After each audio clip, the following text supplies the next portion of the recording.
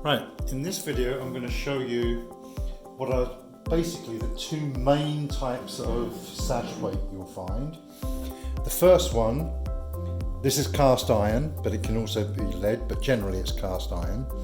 And as you'll see, there's a hole going through there and a small hole on this side, but more importantly there's a hole straight through the middle at the top. Yeah, that's one type. The other type, this is a small lead weight, but they're generally all the same. You'll see that this one is tapered and there's a hole through the center. Now these two weights require two different types of tying on. This particular type requires a knot. You pass the rope through the center hole at the top, pull it out. There are numerous ways to tie these, but the way I tie it is simply to make a loop and wrap it round once, wrap it round twice and pull shut. That's a self-locking knot that you can push in and then it disappears and the weight hangs vertically. Now I'm showing that for a very specific reason. That's the one knot. With the cord going through the center of the weight, then it always hangs more or less vertically, which is exactly what you want. Rope.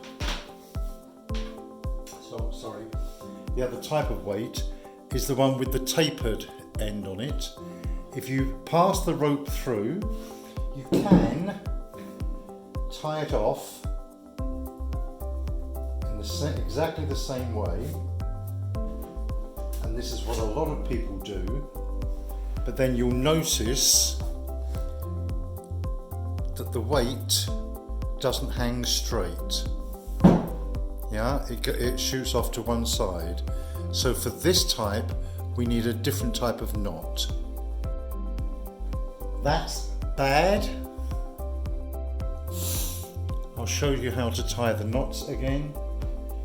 You put the cord, the running end of the cord, through the hole. You form a loop. If you can imagine, the classic way to teach this is if you've got a cord, that's the rabbit hole. The rabbit comes out of the hole, goes around the tree and goes back down the hole. The general shape of the way the knot should be. This is very loose, purely for demonstration purposes. You try and, after you've done it a few times, you get it as tight as you possibly can. And that is good. Now it dangles vertically. The loop on the bottom of the bowline holds the cord in so that the weight can just hang there completely balanced vertically.